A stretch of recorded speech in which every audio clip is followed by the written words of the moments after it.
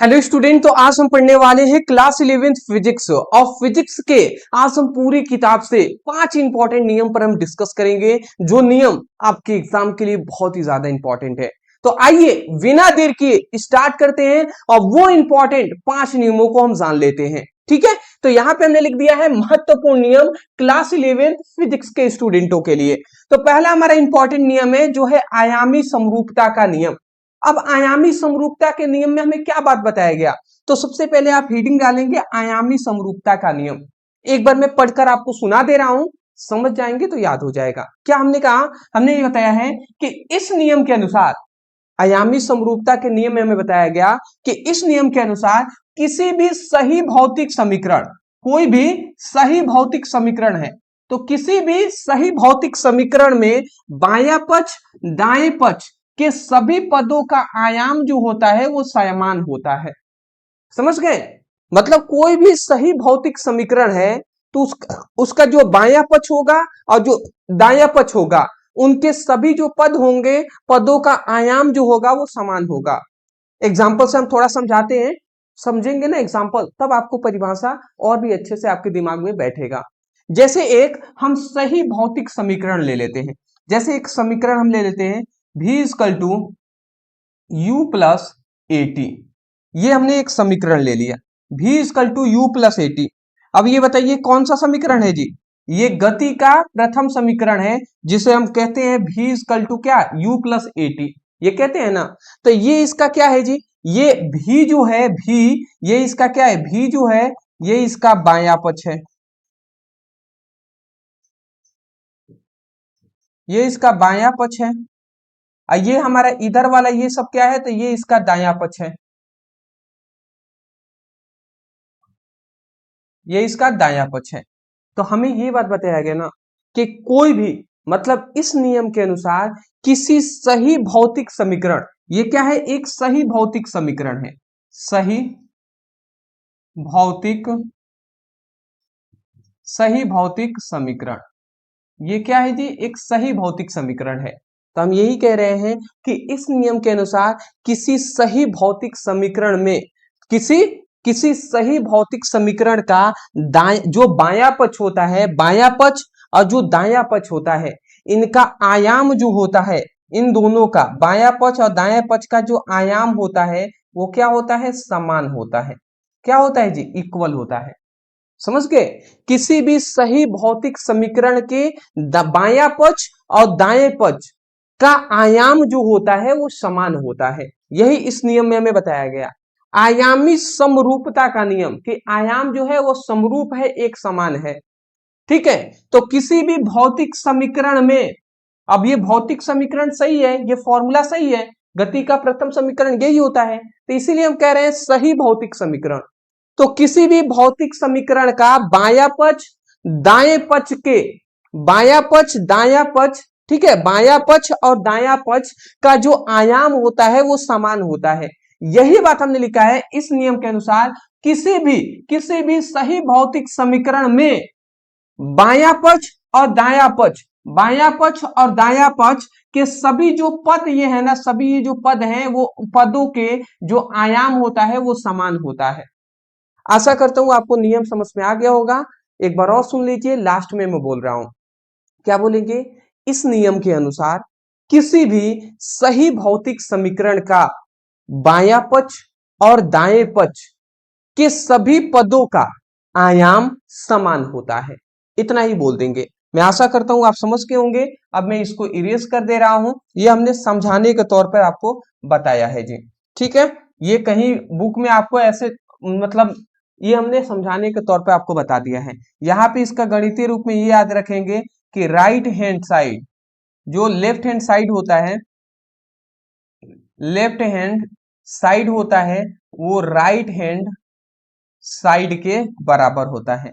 मतलब जो हमारा जो बायां पक्ष होता है वो दाएं पक्ष के बराबर होता है। ठीक है, ये आप याद रखेंगे। अब आता है इसका महत्व। तो आयामी समरूपता का नियम का क्या महत्व है जी?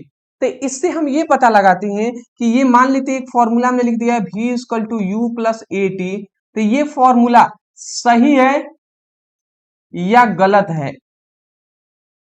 ठीक है, गलत है या सही है, इस फॉर्मूला, ये फॉर्मूला सही है या गलत है, ये हम पता लगाते हैं। ठीक है, किससे? आयामी समरूपता के नियम से। दूसरी बात, नया जो फॉर्मूला है ना, नया जो फॉर्मूला है उसको ज्ञात करने में भी इसी नियम से हम ज्ञात करते हैं। और अगर नया यूनिट भी ज्ञात करना है, मतलब अलग अलग यूनिट, मतलब समझ रहे हैं ना, मात्रक को परिवर्तन करना है, चेंज भी करना है, तो इसी नियम की सहायता से हम करते हैं। तो यही बात हमने महत्व में लिख दिया है। पहली क्या, कि भौतिक सूत्रों की शुद्धता की जांच करने में, कोई भी शुद्ध सूत्र है वो सही है या गलत है, इस नियम से हम जान जाते हैं। दूसरी बात, नए सूत्र निकालने में उपयोगी, नया कोई भी सूत्र बनाना है तो इसी नियम से हम नया सूत्र का निर्माण करते हैं। अगला आता है इकाई परिवर्तन में सहायक, किसी का भी इकाई मतलब मात्रक को बदलना होता है तो इसी की सहायता से हम मात्रक बदलते हैं। पहला स्क्रीनशॉट आप ले लीजिए। चलिए, तो दूसरा अब हमारा इंपॉर्टेंट नियम आता है, जो है हमारा गति का समीकरण लिखिए। अब गति का समीकरण क्या होता है समझ लेते हैं। ठीक है, तो यहाँ पे हमने लिख दिया है गति का समीकरण। अब गति के समीकरण यहाँ पे लिखा गया है, क्या है इस पर हम थोड़ा डिटेल में डिस्कस करेंगे। अभी क्या हमने लिखा है उसको हम समझाएंगे। गति के समीकरण पे बात करें तो गति के 3 समीकरण होते हैं। वो 3 समीकरण क्या है, पहले मैं उसको लिखता हूं। तो गति के 3 समीकरण होते हैं। पहला होता है v equal to u plus a t, ये होता है। दूसरा हमारा होता है s इक्वल टू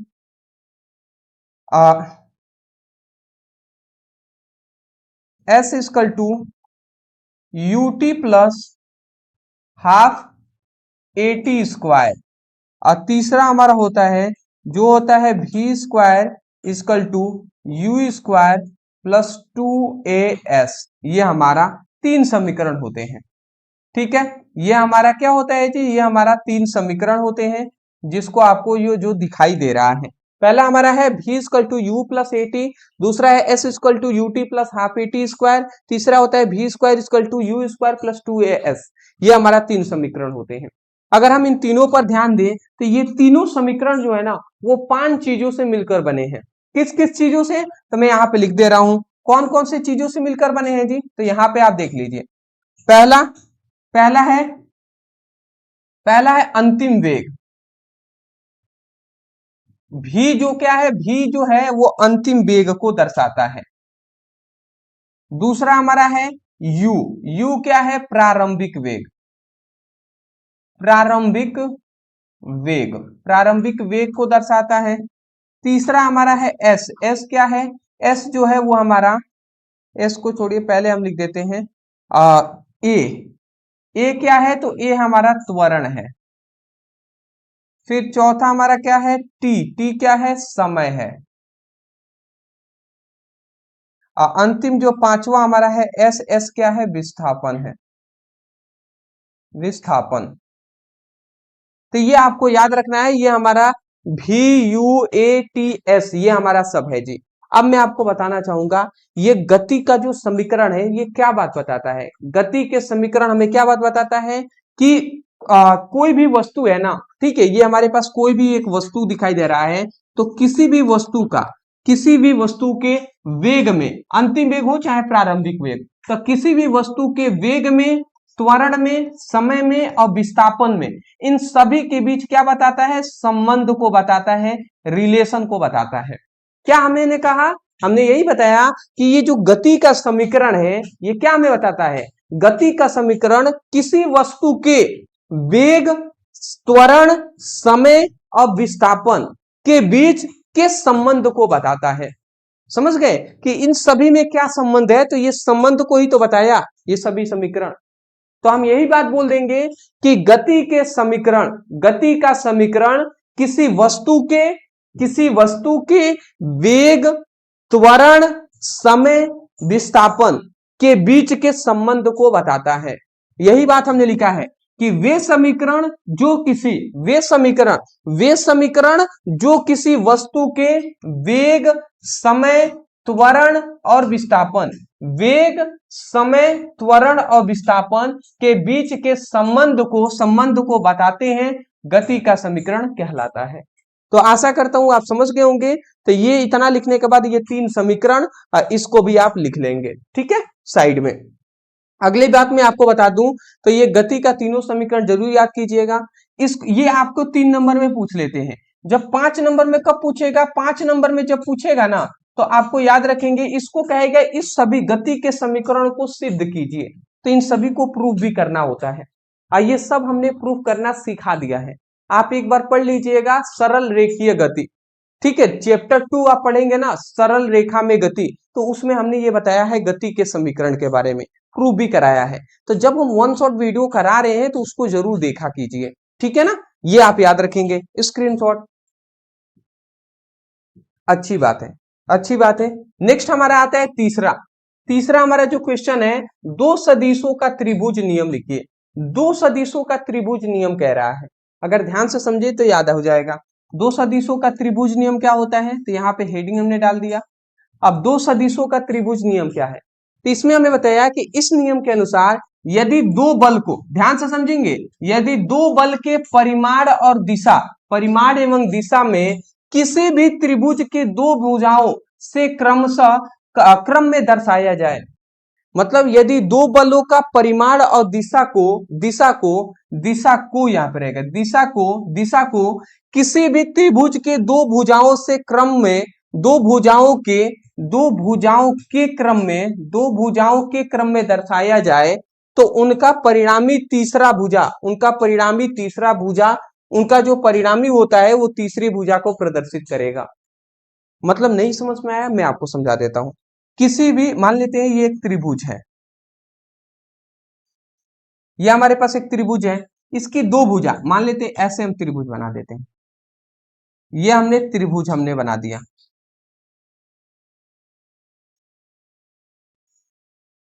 ये हमने एक क्या बना दिया, एक हमने त्रिभुज बना दिया। ये इसकी मान लेते हैं ये एक पहली भुजा है, पहली भुजा। तो पहली भुजा पे मान लेते हैं बल का जो मान होगा, ये बल होगा, पहली भुजा को, बल को हम मान लेते हैं ए, ठीक है। पहली भुजा, ये पहली भुजा है, इसके बल को मान लेते हैं, बल है हमारा यहाँ पे ए सदिश, ठीक है। ए सदिश है, ए सदिश इक्वल टू मान दे दिया है, मतलब 2i के प्लस 3j कर। ये हमारा पहला क्या है, पहला बल है।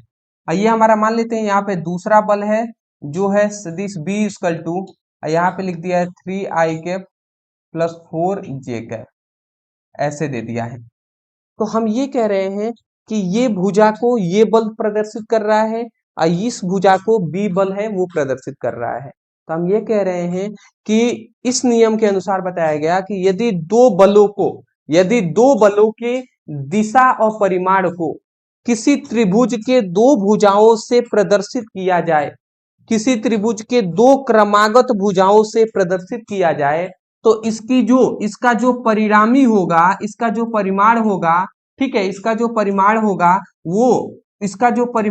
वो तीसरी भुजा को प्रदर्शित करेगा। इसका ये जो परिमाण है ये तीसरी भुजा को प्रदर्शित करेगा। और इसका परिमाण क्या होता है, तो इन दोनों बलों का योग होगा, इन दोनों जो बल हैं इन दोनों बलों का योग के बराबर होगा। तो ये इसका परिणामी हो जाएगा।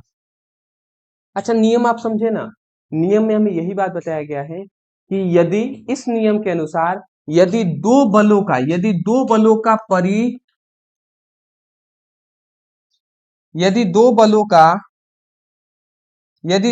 का परिमाण और प्लस दिशा, ठीक है, ये बात कहा गया कि यदि दो बलों का परिमाण और दिशा को किसी त्रिभुज के दो क्रमागत भुजाओं से प्रदर्शित किया जाए, तो इसका, इन दोनों का परिणामी जो होगा वो तीसरी भुजा को प्रदर्शित करेगा।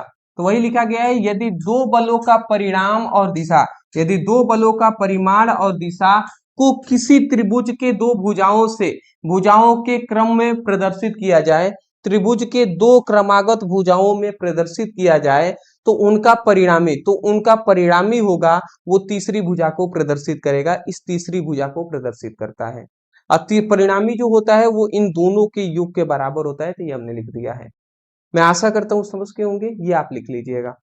और यहाँ पे एक और चीज कहता है कि यदि दो जो सदिश है इनके बीच का कोण अगर थीटा डिग्री बन रहा है, ठीक है, तो अगर दो त्रिभुज में मान लेते हैं ये एक सदिश है और एक हमारा दूसरा ये सदिश है, तो इन दोनों का, अगर ये दोनों है हमारे, ठीक है, यहाँ पे मैं लिख भी दे रहा हूं, क्या लिखोगे, तो हम यहाँ पे लिख देते हैं, ये हम आपको बता रहे हैं कि यदि दो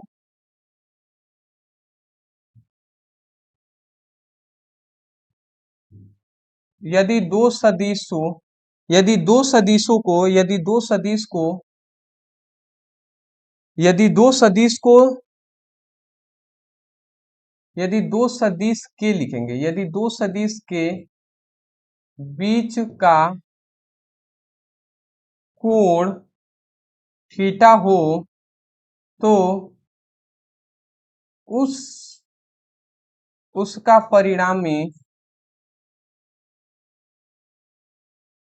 उसका जो परिणामी होगा वो क्या होगा, उसका जो परिणामी आर इक्वल टू क्या होगा, तो रूट में होता है A square plus B square plus 2ab cos theta, ये होता है जी। ठीक है, तो इस बात को याद रखेंगे कि इस बात को आपको याद रखना है कि यदि दो बल का परिमाण और दिशा किसी त्रिभुज के दो क्रमागत भुजाओं द्वारा प्रदर्शित किया जाए, तो इन दोनों का परिणामी तीव्रता या परिणामी तीसरी भुजा को प्रदर्शित करता है। यहाँ पे ये फॉर्मूला याद रखेंगे कि अगर दो बलों के बीच या दो सदिशों के बीच का कोण थीटा हो, तो उस समय जो परिणामी होगा उसका मान होगा रूट में A square plus B square plus 2ab cos theta होता है। इतना लिख देंगे।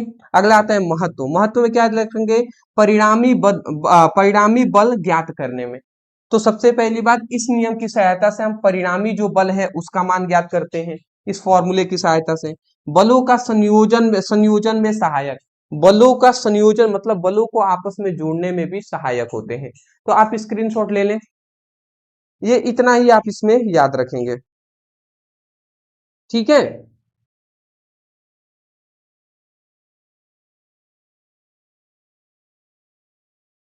चलिए जी, आशा करता हूं आपको समझ में आया होगा। अगला हमारा जो क्वेश्चन आता है, समांतर चतुर्भुज का नियम। अब समांतर चतुर्भुज का नियम ध्यान से समझेंगे तब समझ में आएगा। यहाँ पे कह रहा है समांतर चतुर्भुज के नियम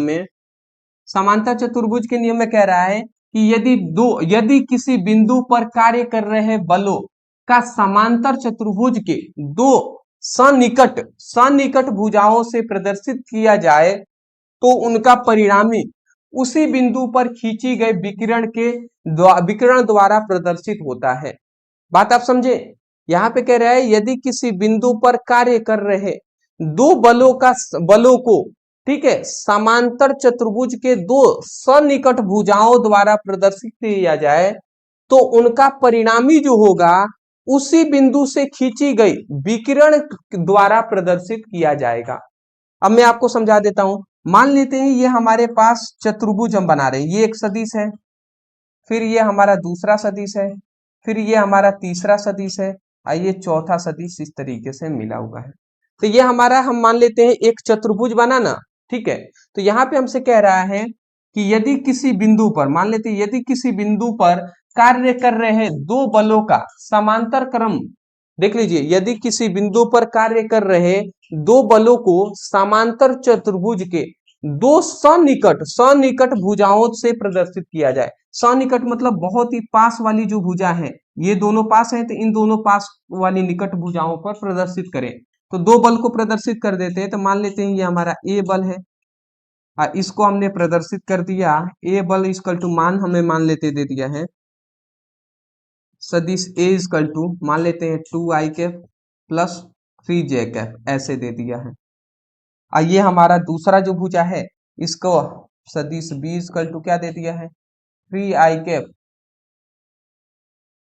माइनस 3j कैप, ये ऐसे दे दिया है। तो हमें यही बात कहा गया कि यदि किसी बिंदु पर कार्य कर रहे दो बलों को किसी समांतर चतुर्भुज के संलग्न या सन्निकट भुजाओं से प्रदर्शित किया जाए, तो उनका जो परिणामी होता है वो उसी बिंदु से खींची गई उनका जो परिणामी होता है वो उसी बिंदु से खींची गई उनका जो परिणामी होता है वो उसी बिंदु से खींची गई खींची गई विकिरण द्वारा प्रदर्शित किया जाता है।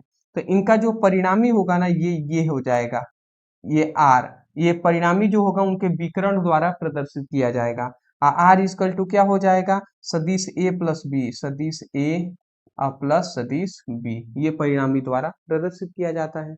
आशा करता हूं आप समझ गए होंगे। एक बार और सुन लीजिए, यदि किसी बिंदु पर खींचा, मतलब यदि किसी बिंदु पर कार्य कर रहे, यदि किसी बिंदु पर कार्य कर रहे दो बलों को किसी समांतर चतुर्भुज के दो सन्निकट भुजाओं द्वारा प्रदर्शित किया जाए, तो इनका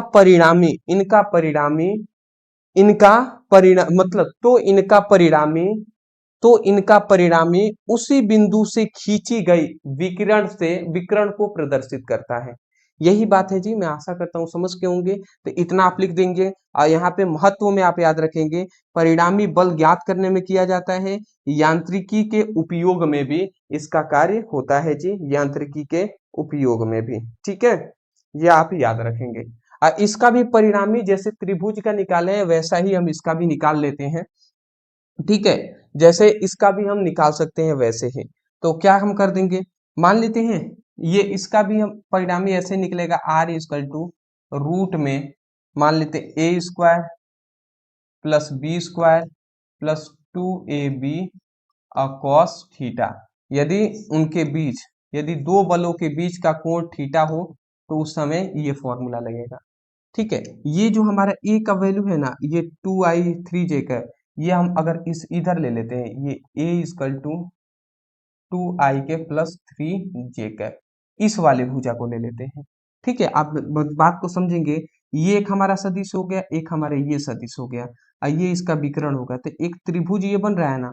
और त्रिभुज के लिए अभी हमने पढ़ा है परिणामी जो होता है वो इन दोनों के योग के बराबर होता है, तो ये हमने योग कर दिया। अगर इन दोनों का परिणामी, अगर इनके दोनों के बीच, इन दोनों सदिशों के बीच का कोण अगर थीटा बन रहा हो तो उस समय पर हम ये फॉर्मूला लगाएंगे। स्क्रीनशॉट ले लीजिए, कुछ भी इसमें नहीं है, ले लीजिए स्क्रीनशॉट ना। चलिए जी, अगला अगला हमारा आता है न्यूटन के गति के नियम को लिखिए। अब न्यूटन के गति का नियम बहुत ज्यादा इंपॉर्टेंट है, कितने नंबर में पूछा जाता है, 5 मार्क्स, 5 मार्क्स में पूछ लिया जाता है। तो यहाँ पे हमने लिख दिया है न्यूटन के गति का नियम, न्यूटन के गति का नियम। तो न्यूटन के गति के कितने नियम होते हैं, 3 नियम होते हैं। कौन कौन सा, तो पहला हमारा नियम होता है प्रथम नियम। तो न्यूटन के गति का प्रथम नियम क्या कहता है, इस नियम के अनुसार हमें सीधी बात यही बात बताया गया कि जब कोई वस्तु, कोई भी वस्तु है, जब ये मान लेते हैं ये कोई वस्तु है, ये कोई हमारा क्या है, जब कोई भी वस्तु है, तो कोई भी वस्तु अगर गति, जब कोई भी वस्तु गतिमान हो, ठीक है, स्थिर से स्टार्ट करते हैं, जब कोई वस्तु स्थिर होता है तो वो सदैव स्थिर अवस्था में रहना चाहेगा, स्थिर अवस्था में रहना चाहेगा। और जब कोई वस्तु गतिमान हो तो वो सदैव गतिमान अवस्था में रहना चाहेगा, जब तक कि उस वस्तु पर बाहर से कोई बल ना लगाया जाए, जब तक कि उस वस्तु पर बाहरी बल ना लगाया जाए। ठीक है, ये आप याद रखेंगे। तो हमने क्या बताया, जब कोई वस्तु स्थिर है तो वो सदैव स्थिर अवस्था में रहना चाहेगा, और जब कोई वस्तु गतिमान है तो वो सदैव गतिमान अवस्था में रहना चाहेगा, जब तक कि उस वस्तु पर कोई बाहरी बल न लगाया जाए। ठीक है, जैसे कि ये बोर्ड है, अगर ये बोर्ड स्थिर है ना तो ये सदैव ऐसा ही रहेगा, जब तक कि हम इस पर बल लगाकर इसको निकाले ना, इसको हम दबाए ना, ऐसे ना करें, तब तक तो ऐसे ही रहेगा। यही बात कह रहा है कि इस नियम के अनुसार जब कोई वस्तु स्थिर अवस्था में रहता है तो वो सदैव स्थिर अवस्था में रहना चाहेगा, और जब कोई वस्तु गतिमान अवस्था में है तो वो सदैव गतिमान अवस्था में रहना रहेगा, जब तक कि उस पर कोई बाह्य बल ना लगाया जाए। आशा करता हूं आप समझ गए होंगे। जैसे क्या है, जैसे आप दीवार का ही एग्जाम्पल दे सकते हैं। ठीक है, जैसे क्या, आप दीवार जो है वो दीवार का एग्जाम्पल आप दे सकते हैं। ठीक है, ये सब उसी के हैं जी। आशा करता हूँ आप समझ गए होंगे। ठीक है, अदर बहुत सारे एग्जाम्पल दे सकते हैं, जैसे आप ट्रेन में बैठे हुए हैं, ट्रेन में अचानक से ट्रेन रुकी तो आप आगे की ओर झुक गए, तो ये भी आपके उसी का एग्जाम्पल है। मान लेते हैं आप गाड़ी में बाइक पर बैठे हुए हैं, अब बाइक अचानक से रुकी हुई है, बाइक अचानक से तेज तेज चली तो आप पीछे की ओर झुक गए, तो ये क्यों झुके? क्योंकि आपका शरीर चाहता था स्थिर रहना, परंतु जैसे ही बाइक चला तो आपका शरीर स्थिर होना चाहता था, तो इसीलिए वो पीछे झुक गया। तो ऐसे ये सब घटनाएं होती हैं जी, ये आप सब याद रखेंगे। अगला हमारा इसी में आता है, न्यूटन के गति का प्रथम नियम तो हमने जान लिया। ठीक है, न्यूटन के गति का प्रथम नियम हमने जान लिया। अब आते हैं न्यूटन के गति का द्वितीय नियम। ये न्यूटन के गति के 3 नियम होते हैं। तो पहला नियम समझ लिए, अब दूसरा नियम समझते हैं। दूसरा नियम में हमें यही बात बताया गया, इस नियम के अनुसार किसी वस्तु के संवेग में परिवर्तन की दर उस वस्तु पर लगाए गए असंतुलित बल के समानुपाती होता है तथा उनका परिवर्तन बल की दिशा में होता है। उनका जो परिवर्तन होता है वो बल के दिशा में होता है। मतलब इसमें हमें ये बात बताया गया कि कोई भी वस्तु है ना, कोई भी ये वस्तु है, ठीक है, कोई भी वस्तु है, तो किसी भी वस्तु के संवेग, कोई भी ये वस्तु है तो किसी भी वस्तु के संवेग, किसी वस्तु के संवेग में परिवर्तन, किसी वस्तु के संवेग में परिवर्तन की जो दर होती है वह उसी वस्तु पर लगाए गए, उस वस्तु पर लगाए गए बल के क्या होता है, समानुपाती होता है। संवेग में परिवर्तन की जो दर होती है ना, किसी वस्तु के संवेग में परिवर्तन की जो दर होती है वो उसी वस्तु पर लगाए गए, इस वस्तु पर लगाए गए जो असंतुलित बल होता है, उसी वस्तु पर लगाए गए असंतुलित बल, ये जो बल होगा वो कैसा होगा जी, तो असंतुलित बल होगा। तो ऐसे असंतुलित लिख देते हैं, असंतुलित, असंतुलित असंतुलित बल के क्या होता है, समानुपाती होता है। ठीक है, ये आप याद रखेंगे। मतलब हमने ये बताया कि इस नियम के अनुसार किसी वस्तु के संवेग में परिवर्तन की दर उस वस्तु पर लगाए गए असंतुलित बल के समानुपाती होता है।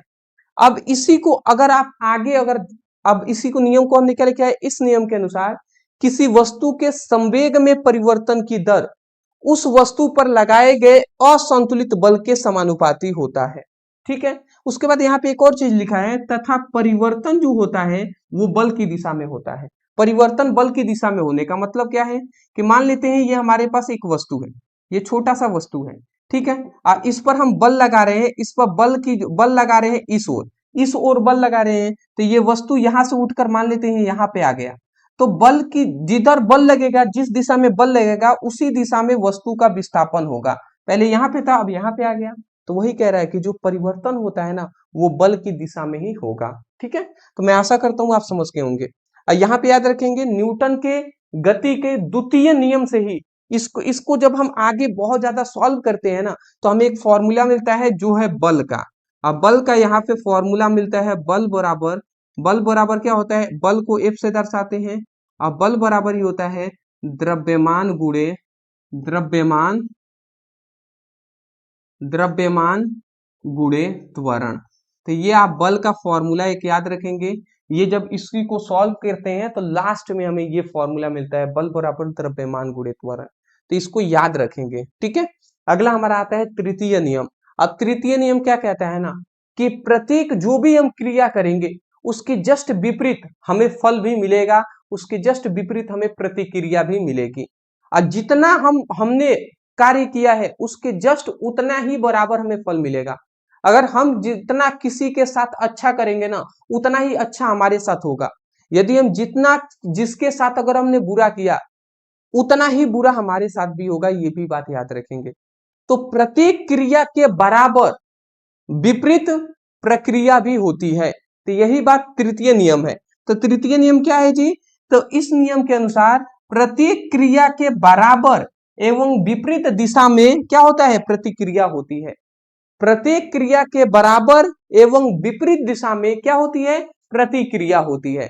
इसका उदाहरण आप लिख सकते हैं, जैसे बंदूक से चलती हुई गोली। बंदूक की गोली जितनी आगे स्पीड से चलती है ना, उतना ही बंदूक पीछे आता है, तो वो भी हो गया। रॉकेट का नोदन, रॉकेट का नोदन मतलब है रॉकेट जब उड़ रहा होता है तो जितनी स्पीड से ऊपर जाता है ना, उतनी ही स्पीड से नीचे वो बल लगाता है। आप देखेंगे रॉकेट उड़ रहा होता है तो उसके नीचे क्या होता है, बहुत सारी आग निकलती है। ये रॉकेट मान लेते हैं, ये रॉकेट है, ये रॉकेट इस तरीके से, ये रॉकेट है, ये उड़ रहा है, तो नीचे देखेंगे बहुत सारी आग नीचे पृथ्वी पर बल लगाती है। तो जितना पृथ्वी पर बल लगेगा उतना ही ये ऊपर ऊपर की ओर क्या होगा, जाएगा। तो इसीलिए पृथ्वी पर बहुत अधिक बल लगाती है। तो मैं आशा करता हूं कि ये हमने न्यूटन के गति का तीनों नियम समझ लिए हैं। तो ये था जी हमारा केमिस्ट्री क्लास 12 क्लास 11 फिजिक्स के 5 इंपॉर्टेंट नियम, जिस पर हमने डिस्कस किया है। अभी भी आपके क्लास 11 में अभी बहुत सारे इंपॉर्टेंट नियम हैं, एक एक करके हम धीरे धीरे एक्सप्लेन और करेंगे। लगभग और 5 से 6 इंपॉर्टेंट नियम है, जिसको हम एक और वीडियो लाएंगे, उसमें हम आपको करा देंगे। मैं आशा करता हूं कि आपको वीडियो पसंद आया होगा और ये सभी नियम आपको समझ में आए होंगे। एक दो बार आप पढ़ेंगे ना तो और भी बेहतर आपको समझ में आने लगेंगे। ठीक है, तो इसको सभी को नोट डाउन कीजिएगा, रिवीजन कीजिएगा बार बार। डिस्क्रिप्शन बॉक्स में लिंक है, आप वहां से अपनी पढ़ाई कर सकते हैं। चैनल पर नए होंगे तो चैनल को सब्सक्राइब जरूर कीजिएगा। Thank you so much for watching this video. Thank you ji.